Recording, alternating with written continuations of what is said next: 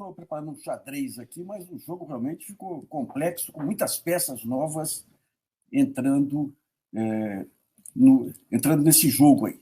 Um ponto inicial importante é a recuperação da cidadania.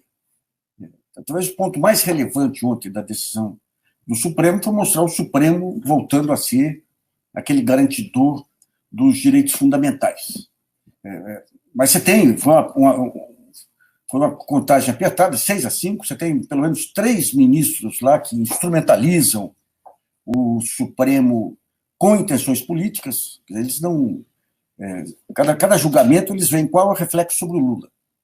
Se o reflexo for positivo, eles ficam do lado contrário, disfarçando com esse punitivismo, essa defesa contra a corrupção. Você tem um ministro que que tenta disfarçar, digamos, esse viés político, tecnicamente, que é o Luiz Edson Fachin, que é mais habilidoso, e tem um que perdeu a compostura, aí, que é o Barroso, que ele nem fala mais em termos jurídicos, ele fala realmente para os tigrões, para a Tigrada, né? Para a Tigrada e para os parceiros dele da Lava Jato.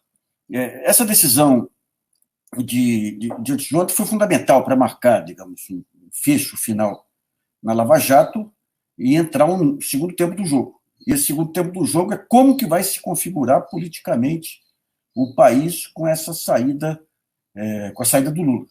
Veja bem, você vai ter a grande votação para ver o futuro político de Lula. Eu vou explicar isso melhor depois no xadrez. Vai ser essa votação sobre o Sérgio Moro, sobre essa questão aí do Sérgio Moro ser suspeito, suspeição do Sérgio Moro. Esse é o ponto central. Não é um julgamento do Pleno Supremo, mas é um julgamento que vem da segunda turma.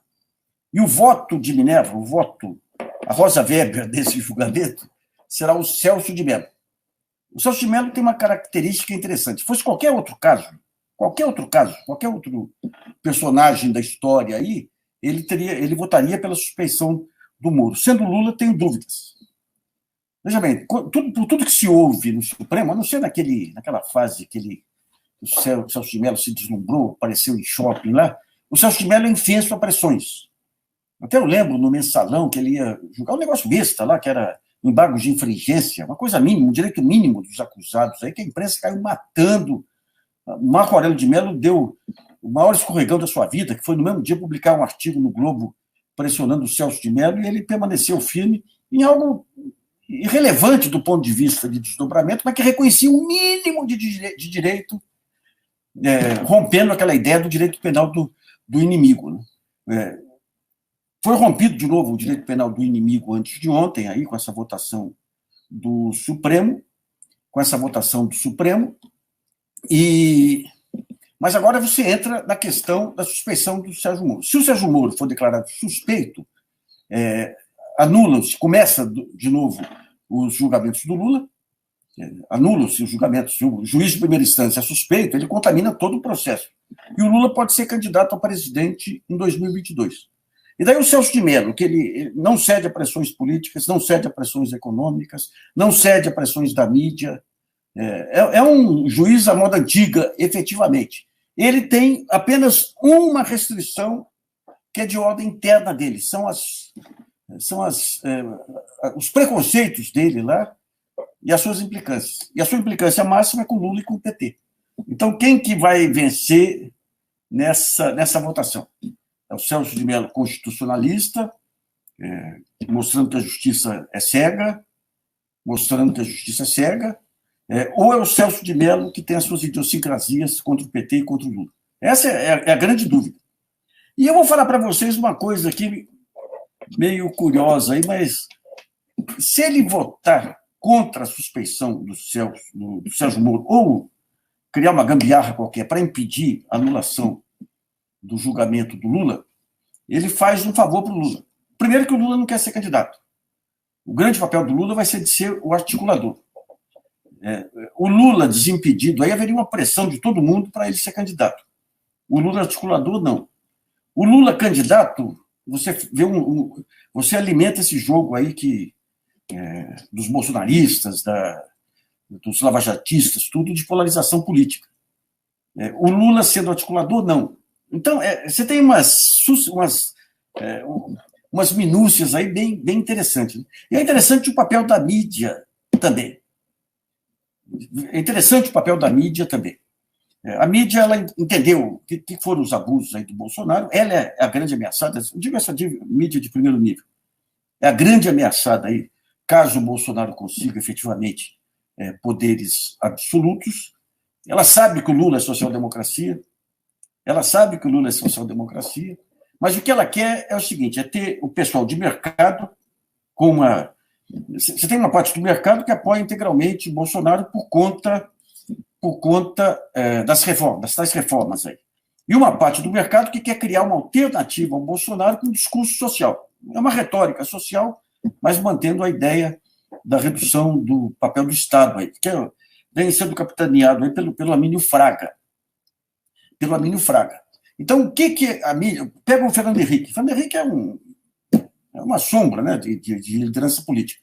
O que ele coloca? Não, o Lula não pode entrar nas eleições, logo a alternativa vai ser um centro-esquerda, um centro aí, turbinado em torno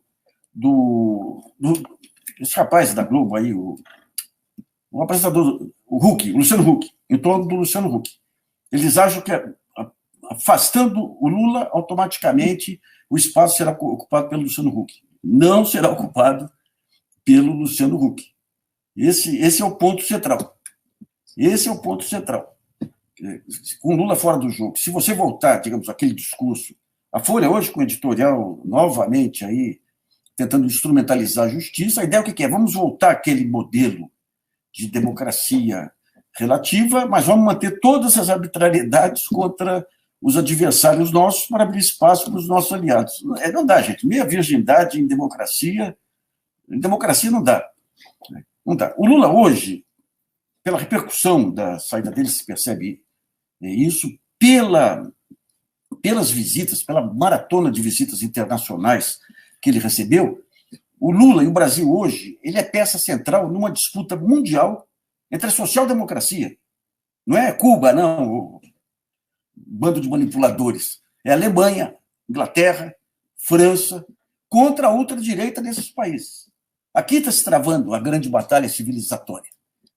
E esses grupos aí que tentam manter Lula na cadeia, não são os bolsonaristas, os Barrosos e tudo, que a gente já se revelaram, esses grupos, digamos, de centro, liberais, ou a mídia que agora tenta defender alguns direitos, ao tentar demonizar, está fazendo o jogo justamente desse obscurantismo.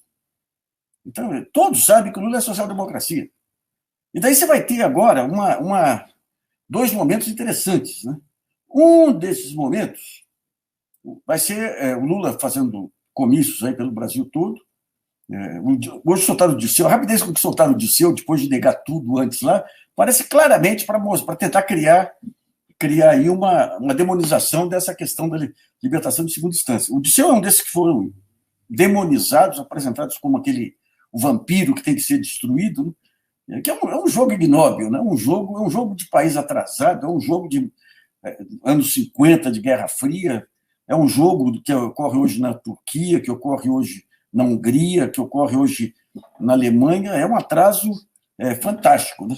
Mas vamos ter esse jogo com desdobramentos que você não sabe. A polarização interessa fundamentalmente ao Bolsonaro. Interessa fundamentalmente. O mercado vai cair a ficha logo. Se fortalecer o Bolsonaro e amanhã tiver uma ditadura irreversível, todos perdem, menos os bolsonaristas e os porões. Né?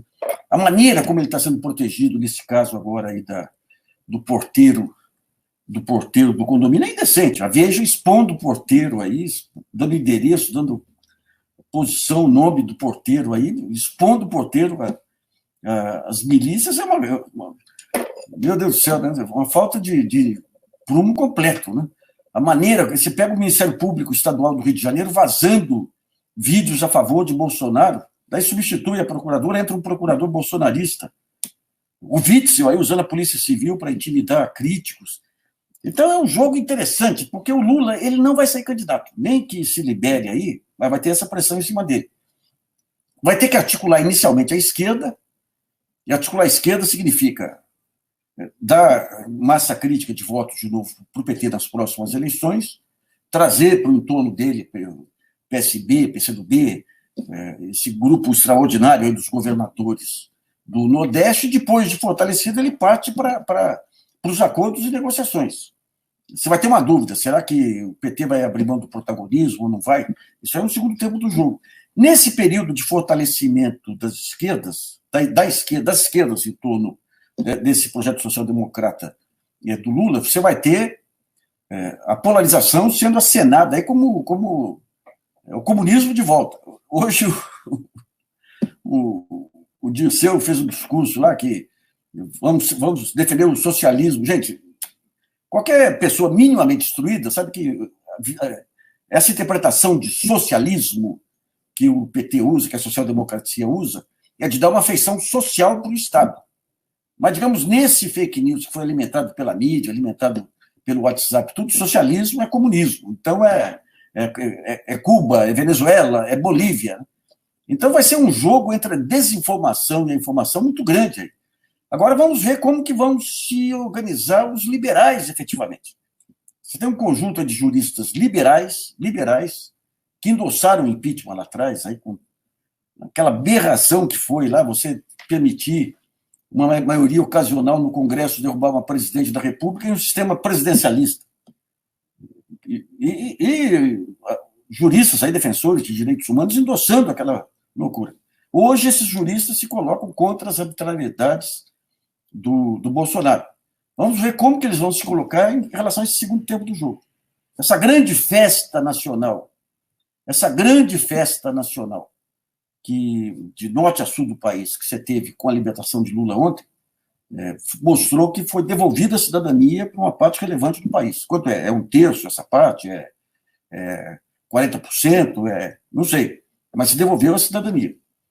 Porque, além, digamos, dos golpes jurídicos para afastar esse grupo da disputa política, do voto, caçar o direito de voto desse pessoal, eles estão sendo alijados de todas as políticas públicas, algo incompatível com democracia.